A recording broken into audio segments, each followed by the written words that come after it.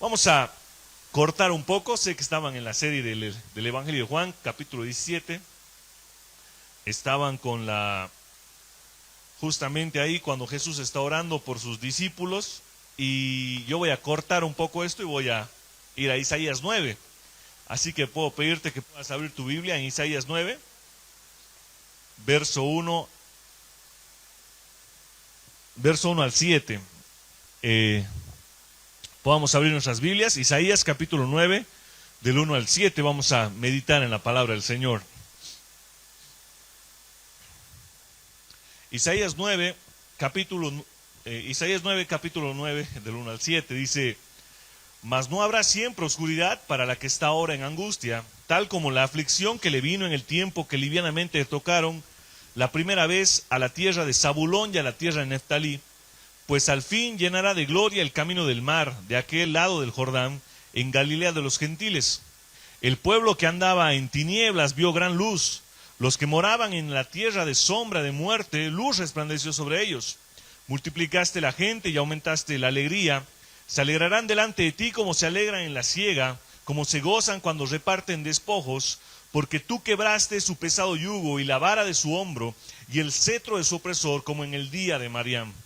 Porque todo calzado que lleve el guerrero en el tumulto de la batalla y todo manto revolcado en sangre serán quemados, pasto del fuego. Porque un niño nos es nacido, un hijo nos es dado, y el principado sobre su hombro, y se llamará su nombre admirable, consejero, Dios fuerte, Padre eterno, príncipe de paz. Lo dilatado de su imperio y la paz no tendrán límite, sobre el trono de David y sobre su reino, disponiéndolo y confirmándolo en juicio y en justicia, desde ahora y para siempre. El celo de Jehová de los ejércitos hará esto. Podemos orar. Bendito Dios, Padre Celestial, gracias por permitirme estar aquí una vez más. Gracias por darme la misericordia, la gracia para poder predicar tu palabra, Señor. Te pido que nuestros corazones, que nuestra cerviz, que es dura, Señor, en esta mañana pueda ablandarse por el poder de tu Espíritu Santo y estés, Señor, dándonos de tu palabra, Señor, dándonos de tu voz como un heraldo, Señor, para que podamos amarte más, para que podamos apreciar más el Evangelio, para que podamos ver que hay algo mucho más profundo en esta época del año, que los abrazos, que la familia, que las amistades, que todo lo que es moralmente bueno, Señor. Hay algo mucho más profundo que eres tú viniendo al mundo para salvar pecadores, cada uno de nosotros sentados en este lugar, y cada persona que afuera escucha, ve o siente, necesita de ti, Padre. Y en esta mañana, como un heraldo, Señor, queremos predicar tu palabra, queremos llevar el Evangelio a nuestras vidas, traerlo a nuestro corazón, Señor, para que queme fuertemente y podamos glorificar tu nombre. Te damos gracias, honra y gloria en el nombre de Cristo Jesús. Amén. Estamos en Navidad, el mundo recuerda Navidad. Podemos discutir si es que Jesús ha nacido un 25 de diciembre o si no. Y bueno, históricamente estamos seguros de que no. Hay muchos cristianos que se oponen a celebrar la Navidad y son libres de hacerlo, como nosotros quizás somos libres de aprovechar este tiempo y celebrar que Cristo vino al mundo.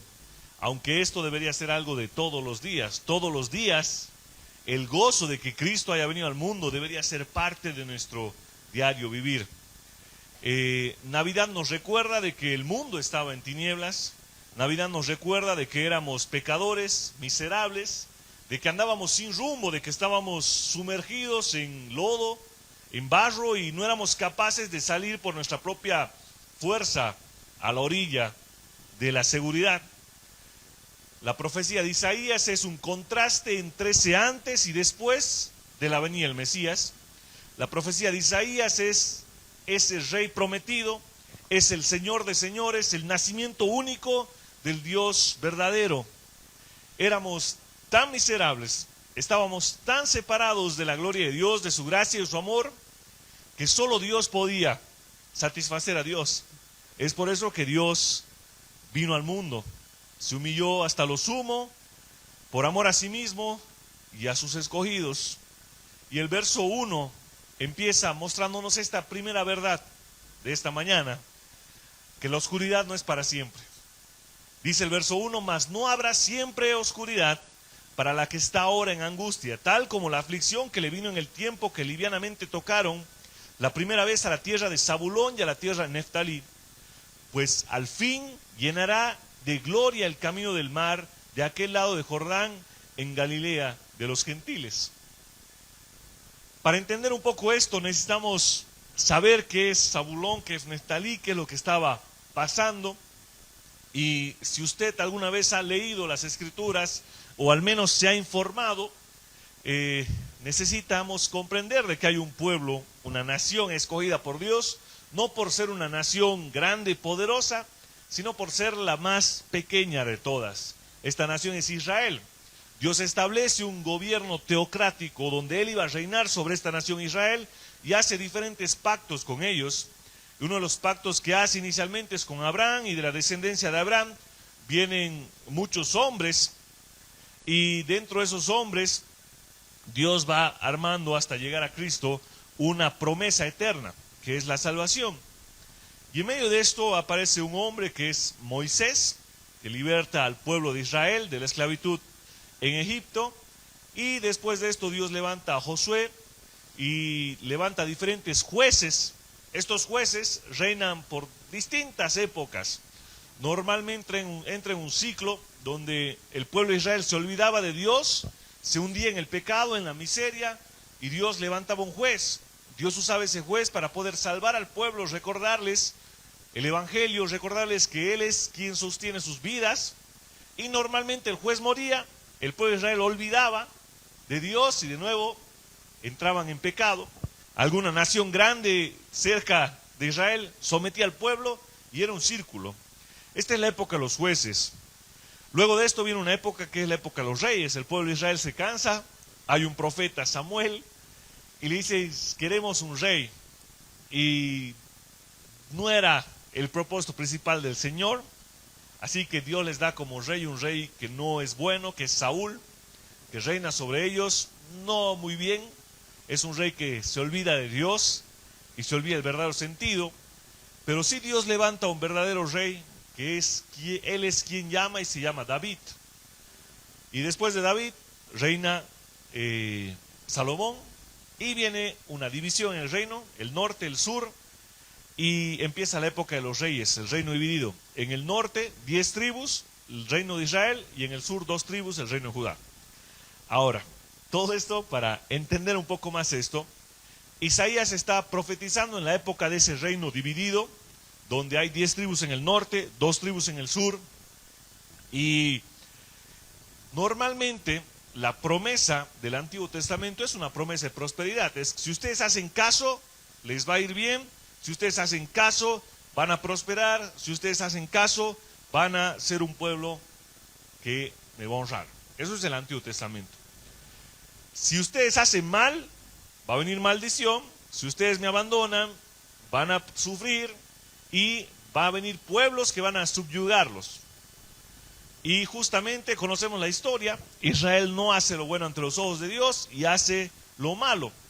Y lastimosamente, si van a 2 Reyes capítulo 15, verso 29, dice: en los días de Peca, rey de Israel, vino Tiglat-Pileser, rey de los asirios, y tomó a Hijón, Abed, Macá, Janoa, Sedes, Hazor, Galat, Galilea, y a todos los de la tierra de Neftalí, y los llevó cautivos a Asiria. El profeta Isaías está haciendo este contraste. Existe parte del pueblo de Israel que, por culpa de que básicamente han sido reyes malos, se han olvidado del Señor, han hecho sacrificios en los lugares altos, han hecho todo lo que el Señor, Dios mismo, aborrecía, y Dios decide soberanamente entregarlos al rey asirio. El pueblo de Israel va en cautividad a Asiria, y obviamente en Asiria, esta primera vez, con los pueblos de Neftalí, con los pueblos de esa parte del Jordán, básicamente es sufrimiento, es oscuridad, son tinieblas. El pueblo de Israel está sufriendo, y es un contraste donde se repite. Es el mismo territorio donde los soldados invasores han pisoteado toda esperanza, han dejado solo tristeza, han dejado solo dolor. Es ese lugar donde Dios iba a brillar grandemente, donde ahí iba a haber esperanza. Cristo mismo en Mateo 4:13 cita este pasaje. Si puedes ir conmigo a Mateo 4:13.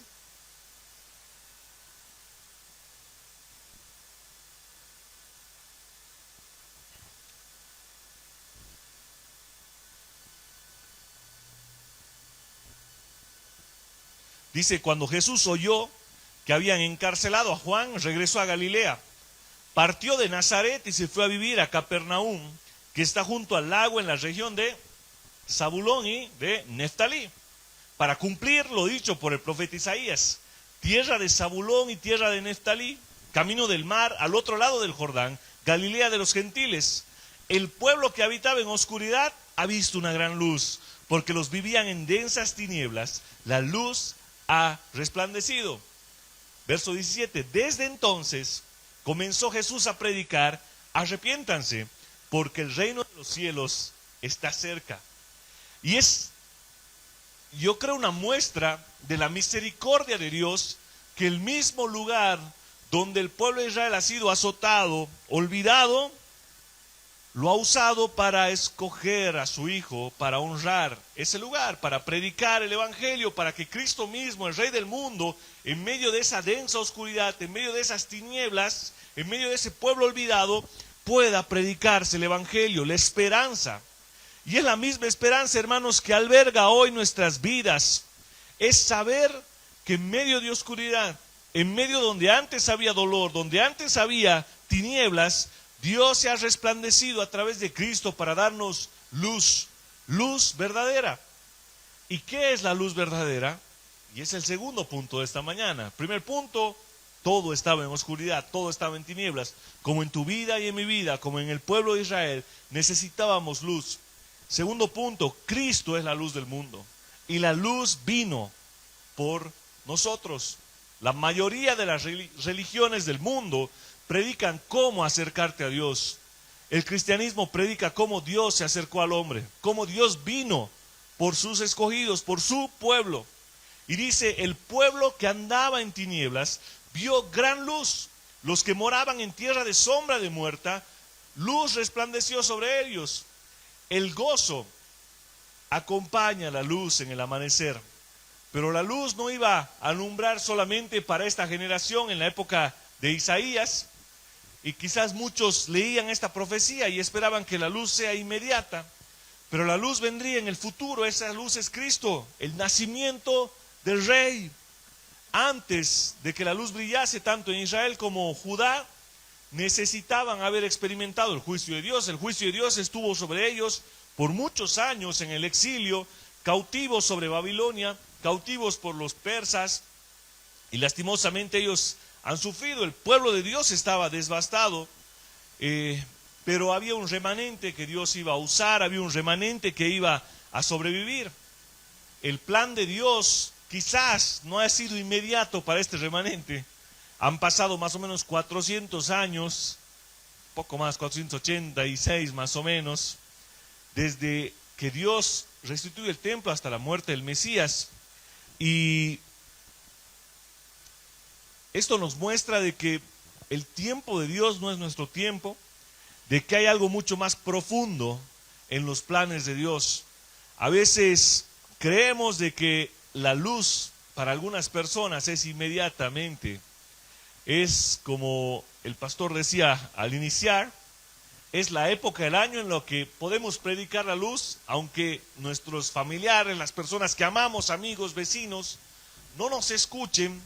Creo fielmente que hay un tiempo donde los escogidos de Dios, aquellos que van a ser salvos por su gracia, van a ver en esa luz, la luz gloriosa del Evangelio, van a ver esperanza, van a ver gracia, van a ver amor y van a creer.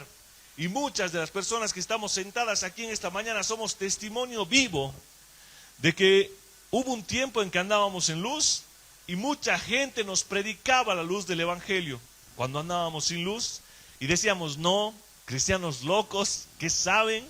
Yo quiero esto y el otro. Pero de repente la gracia y el amor de Cristo ha iluminado nuestras vidas y hemos visto en Él el gran tesoro. Hemos visto luz verdadera. Juan 3:19 dice, y esta es la condenación, que la luz vino al mundo y los hombres amaron más las tinieblas que la luz porque sus obras eran malas.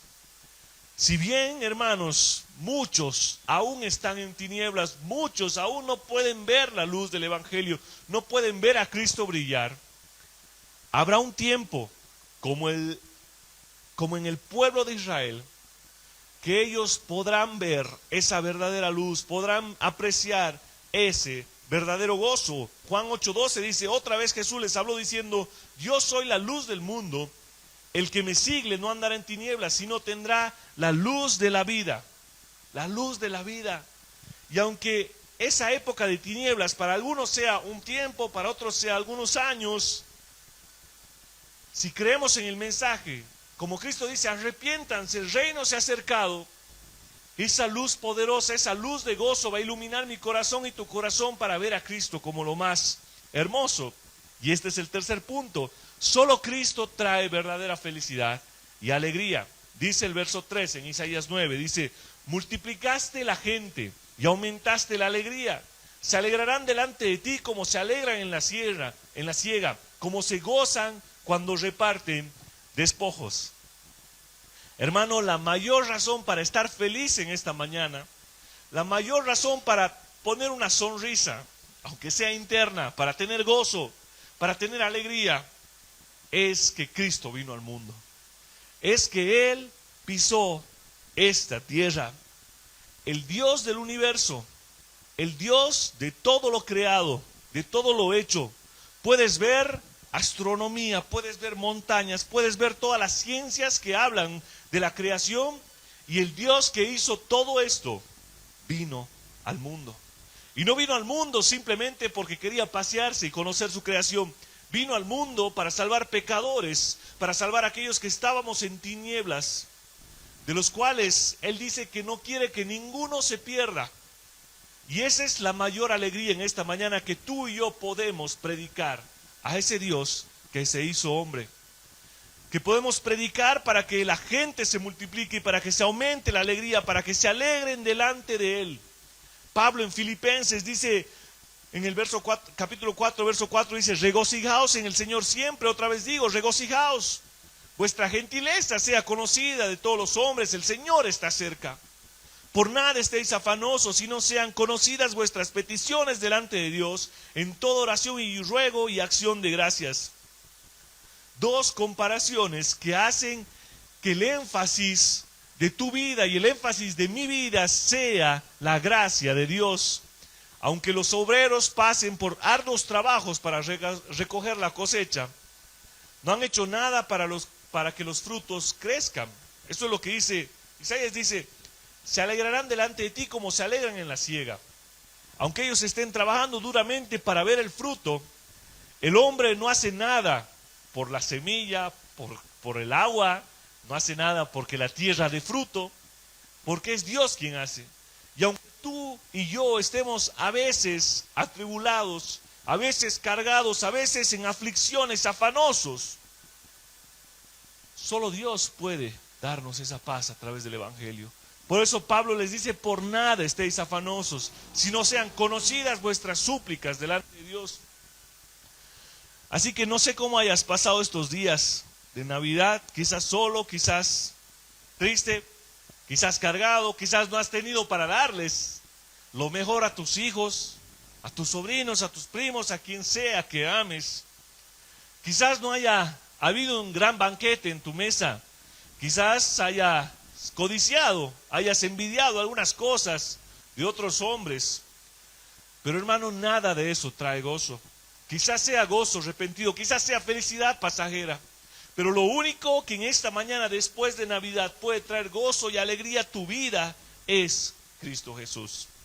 ¿Por qué? Verso 4, porque Él nos ha dado libertad. Dice, porque tú, Isaías 9:4, porque tú quebraste su pesado yugo y la vara de su hombro y el cetro de su opresor, como en el día de Madián. Si podemos ser felices, si podemos ser alegres, no es solamente porque Dios puede resolver nuestros problemas. Es porque nosotros teníamos un yugo pesado.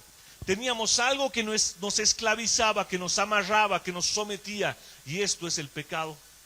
Y Cristo Jesús vino a quebrar ese yugo, a traer libertad, a romper la vara que nos azotaba, que es el pecado, lo que nos sometía. Y dice que ha venido a librarnos como en el día de Madián.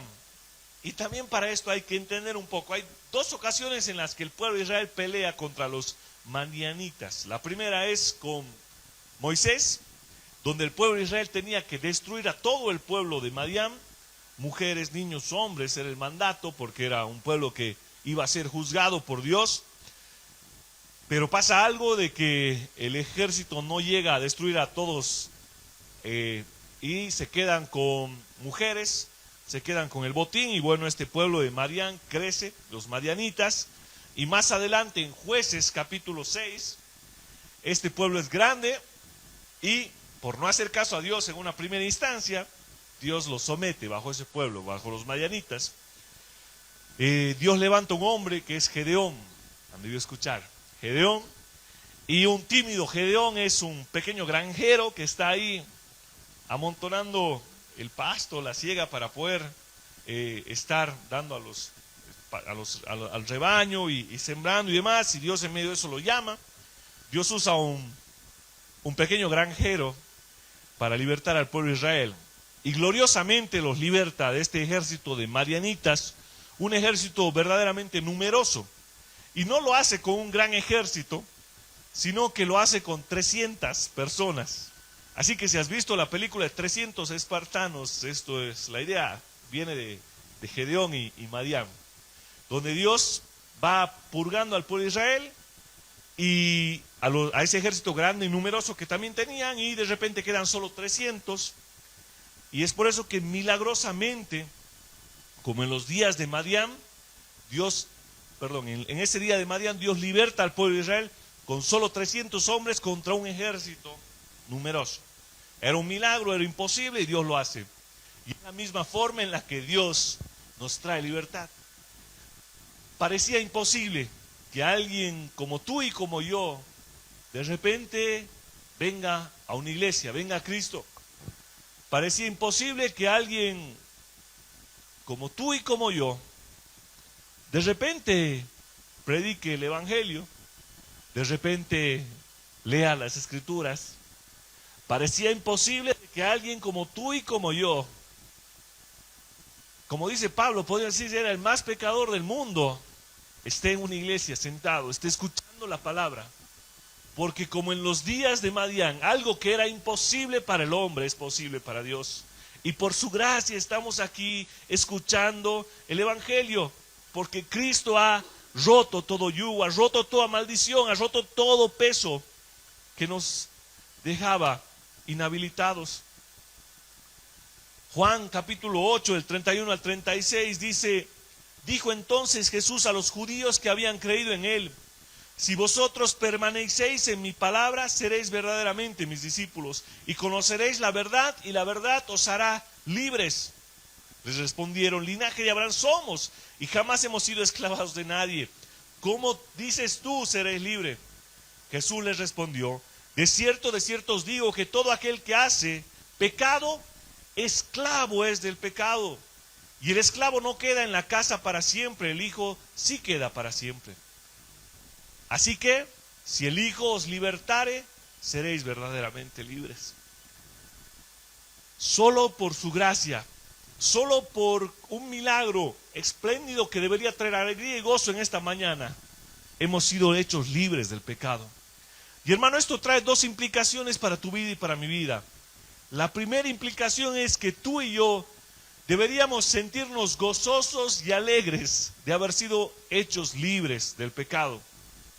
Y en segundo lugar, la segunda implicación es que no hay pecado tan grande que no puedas vencer.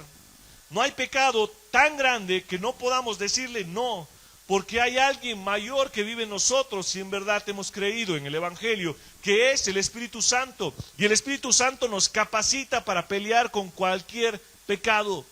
Así que no hay nada tan grande en esta mañana que no puedas decir basta. No quiero ser más parte de este pecado. No quiero tener más este secreto oculto en mi vida, porque el poder de Cristo, la libertad de que Dios vino al mundo, ha quebrado todo yugo, ha roto toda cadena, y hoy puedo afrontar ese pecado. No hay nada, hermano, que no podamos enfrentar en este mundo. Y en medio de eso, si caes, abogado tenemos, pero estate seguro de que Él nos ha dado la capacidad para decir no. Porque no hay nada tan grande que Cristo, no hay pecado tan grande que Cristo no haya quebrado y roto. Y en medio de esto, de estas 4 cosas, estábamos en tinieblas. Solo Cristo nos da verdadero gozo, Cristo es la luz del mundo, verso 2, verso 3, Cristo es el único que puede traernos verdadera felicidad y alegría. ¿Por qué? Verso 4, porque Cristo nos ha traído libertad. Ahora, ¿por qué pasa todo esto? El mismo profeta, a través de la profecía de Dios, nos dice que Cristo es el único que trae verdadera paz. Verso 5 dice, porque todo calzado que lleva el guerrero en el tumulto de la batalla y todo manto revolcado en sangre serán quemados, pasto del fuego.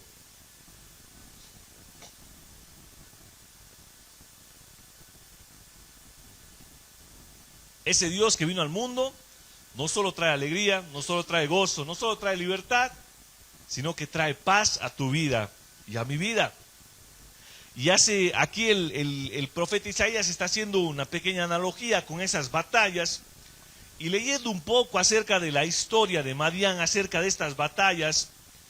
Por ejemplo, hay en los libros de Abu Dar y no sé qué, todo esto estaba leyendo un comentarista, dice que los madianitas normalmente después de una batalla tenían que pisar charcos de sangre, y la sangre normalmente llegaba hasta la rodilla o hasta las canillas. Eso era, y ellos es como que se gozaban en haber hecho tanta maldad, en haber destruido todo eso. Ese era su gozo en medio de una batalla.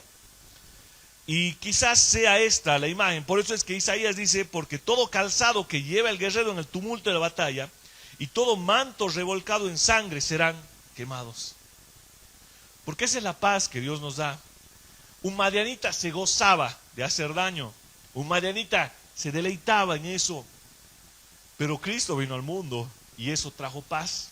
Y es una paz en medio de una situación adversa. Es una paz que destruye todo manto revolcado en sangre, que destruye toda arma.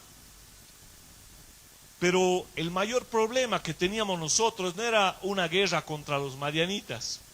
El mayor problema que teníamos y que tenía el pueblo de Israel es que estábamos en contra de Dios. Estábamos siendo enemigos de Dios, porque el pecado que nos acechaba nos hacía enemigos de Dios. Romanos 5:1 dice, justificados pues por la fe, tenemos paz para con Dios en medio de nuestro Señor Jesucristo. Y hay una paz completa que tú y yo debemos sentir en esta mañana, que es una paz, como dice la Biblia, que sobrepasa todo entendimiento. Que aunque estemos en medio de una guerra, mi confianza y tu confianza debería estar en la paz de Cristo. Y es una paz que siente el creyente. Que aunque estemos, que dicen que el 2022 no va a ser un buen año, y hay una nueva variante, y la vacuna no funciona, y esto, y el otro, y la crisis, y el dólar, y Chile, y no sé qué, la izquierda y la derecha, hay una paz que el creyente debe sentir, que es su salvación, que es la gracia, que es confiar en el Señor. Pero hay una paz futura, que es una paz completa, que es la paz de la segunda venida de Cristo, donde realmente todo manto lleno de sangre va a ser totalmente eliminado. Donde ya no habrá más armas, donde ya no habrá más guerra, donde no habrá más dolor. Y hermanos, esa es nuestra esperanza también en esta mañana. De que si estás padeciendo, de que si te preocupa la pandemia y muchas cosas te cargan y te atribulen, hay una paz que es el Evangelio, que deberías sentirla. Pero si eso a veces no es suficiente porque somos hombres, ten la seguridad que Cristo vendrá nuevamente y traerá verdadera paz. Una paz sin dolor, sin llanto. No habrá más tristeza, no habrá más quebranto. No habrá más noches de soledad, no habrá más noches de tristeza. No habrá más pecado que de repente nos aflige. Y seremos verdaderamente libres con esa paz. Y tenemos todo esto sola y únicamente porque Cristo vino al mundo. Yo sé que esto es un cliché de esta época, pero el verdadero regalo de tu vida y mi vida, en esta época del año y en cualquier segundo que vivas, es Cristo. Verso 6. Porque un niño nos es nacido, hijo nos es dado, y el principado sobre su hombro, y se llamará su nombre admirable, consejero, Dios fuerte, Padre eterno, príncipe de paz. Aquí está la razón del gozo, de la libertad, de la alegría, de la paz. Aquí está la razón. Este rey, este milagro, Isaías lo describe como Emanuel en otro texto. Dios con nosotros. Es un niño que hace eco al anuncio anterior que hizo Isaías sobre que iba a nacer de una virgen en Isaías 8. Nos ha nacido un niño, nos ha nacido un Salvador. Dios mismo se hizo hombre para que tú y yo podamos tener todo lo que he dicho antes. Paz, alegría, gozo, libertad del yugo, porque solo Dios podía satisfacer a Dios una vez más. La profecía de Isaías nos proporciona un cuadro claro y completo del Salvador del mundo y su obra. Isaías, 700 años después de Cristo, veía que el Salvador vendría al mundo, y nosotros, poco más de 2000 años después, celebramos de que Cristo vino al mundo, de que ha nacido en Belén, y aún seguimos leyendo las palabras de Isaías, porque un niño nos ha nacido, y solo un hombre puede nacer, y Cristo es verdaderamente hombre, y esta es una pieza fundamental del cristianismo, porque solo Cristo, que ha sido hombre, puede entender a un hombre como tú y como yo. Solo Cristo, que ha sido tentado en todo, puede saber lo que es la tentación y puede ponerse en nuestro lugar. Solo Cristo puede saber lo que es llorar en una tumba cuando estaba muerto Lázaro. Solo Cristo puede saber lo que es tener misericordia por una mujer con flujo de sangre, con una samaritana que había pecado muchas veces. Porque solo Cristo, que ha sido hombre, puede saber lo que es ser un hombre. Y que Cristo haya sido un hombre, lo pone en nuestro lugar perfectamente. Y en segundo lugar dice, un hijo nos es dado. Y solo Dios puede dar un hijo. Porque Cristo es verdaderamente Dios. Es Dios hecho hombre. Y ahí continúa Isaías describiendo por qué es Dios. Porque es el principado de su hombre y se llamará de su hombro, y se llamará su nombre admirable consejero, Dios fuerte, Padre eterno, príncipe de paz. Porque ese niño en aquella noche de Belén era Dios mismo, era Dios hecho hombre, el creador del mundo humillándose. Y esto lo describe Pablo en Filipenses 2, 6 al 11, el cual, siendo en forma de Dios, no estimó ser igual a Dios como cosa que aferrarse, sino que se despojó a sí mismo, tomando forma de siervo, hecho semejante a los hombres, y estando en la condición de hombre, se humilló a sí mismo, haciéndose obediente hasta la muerte y muerte de cruz. Por lo cual Dios también le exaltó hasta lo sumo y le dio un nombre que es sobre todo nombre, para que el nombre de Jesús se doble toda rodilla de los que están en el cielo y en la tierra y debajo de la tierra, y toda lengua confiese que Jesucristo es el Señor. Dios mismo vino al mundo. Si en esta mañana podemos proclamar libertad, gozo, alegría, paz, si hay algo que puede darte esperanza, es que Dios vino al mundo, que Cristo vino para salvar pecadores. La soberanía de los hombros cargadas en Cristo, el carácter real de Dios mismo están en el Mesías. En Mateo 28, 18, Jesús se acercó y les habló diciendo: toda potestad me es dada en el cielo y en la tierra. Así que si hay alguna esperanza en esta mañana, es esta, de que Cristo vino al mundo, de que un niño nos es dado, un pequeño niño que se hizo hombre, Solo Jesús es admirable, el único digno de admiración. Solo Jesús es Padre eterno. Solo Jesús es Dios fuerte. Y hermano, ese niño, ese hombre, ese niño hecho hombre, que padeció en una cruz romana, que se hizo maldición por nosotros, por aquellos que han sido escogidos para su propia gloria, ese niño tiene un reino, y ese reino es un reino eterno, es un reino de paz. Y si hay una esperanza en esta mañana, es que Él reine eternamente. Quizás te haya preocupado de quién va a ser el nuevo presidente, de quién es el nuevo alcalde, el nuevo gobernador, te preocupa quién es tu jefe o quién es tal persona, te preocupa el gobierno de este mundo y decimos los Illuminatis y la vacuna y el gobierno y el control mundial y el papa y no sé qué. Pero este niño vino a plantar un reino. Es más, Jesús mismo, hemos leído en Mateo 4, dice, el reino se ha acercado. Arrepentíos, porque el reino se ha acercado. Y este reino, hermano, es eterno. Y si hay alguna esperanza en medio de todo esto, es que un día reinaremos con Él. Cristo es nuestra eternidad, Cristo es nuestro Rey verdadero, y su reino es eterno, y es un reino de paz. Y termina nuestro texto diciendo, lo dilatado de su imperio, y la paz no tendrán límite. Sobre el trono de David y sobre su reino, disponiéndolo y confirmándolo en juicio y en justicia, desde ahora y para siempre. El celo de Jehová de los ejércitos hará esto. En esta mañana tenemos dos opciones. La primera es, ¿quieres paz? ¿Quieres gozo? ¿Quieres alegría? ¿Quieres libertad? Ven a Cristo.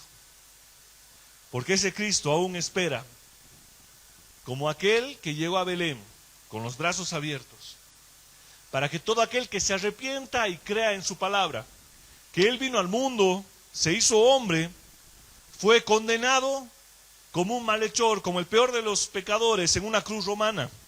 En ese momento en la cruz soportó la ira de Dios para satisfacer el sacrificio por nuestra paz.